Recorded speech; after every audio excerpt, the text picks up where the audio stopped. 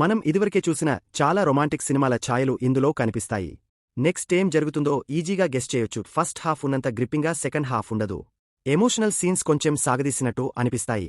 Climax మాత్రం చాలా ఎమోషనల్గా డీల్ చేశారు. టైటిల్కి తగ్గట్టే సినిమాలో కొన్ని బోల్డ్ అండ్ రొమాంటిక్ సీన్స్ ఉన్నాయి. ఫ్యామిలీ ఆడియన్స్కి ఇవి కొంచెం ఇబ్బందిగా అనిపించవచ్చు. ఇది పక్కా యూత్ సినిమా. కానీ సెకండ్ హాఫ్లో ఫ్యామిలీ కనెక్టింగ్ సీన్స్ చాలానే ఉన్నాయి. హీరోయిన్ క్యారెక్టర్ చాలా బాగుంది. అలాగే ప్రీ క్లైమాక్స్ ఎపిసోడ్ సినిమా మూడ్ పెంచేసింది. ఇలాంటి లవ్ స్టోరీలో యోగబాబు కామెడీ రిలీఫ్ అనిపిస్తుంది. కపుల్ ఫ్రెండ్లీ, ఒక డీసెంట్ రొమాంటిక్ ఎంటర్టైనర్. రొటీన్ కథే అయినా సంతోష్ మనసల కెమిస్ట్రీ, ఫ్రెష్ ట్రీట్మెంట్ వల్ల సినిమా బోర్ కొట్టదు. లాజిక్కులు వెతకకుండా ఒక క్యూట్ లవ్ స్టోరీ చూడాలనుకునే కపుల్స్కి, యూత్కి ఈ సినిమా నచ్చుతుంది. సంతోష్ శోభన్ పక్కింటి కుర్రాడిలా చాలా ఈజీగా నటించేశాడు.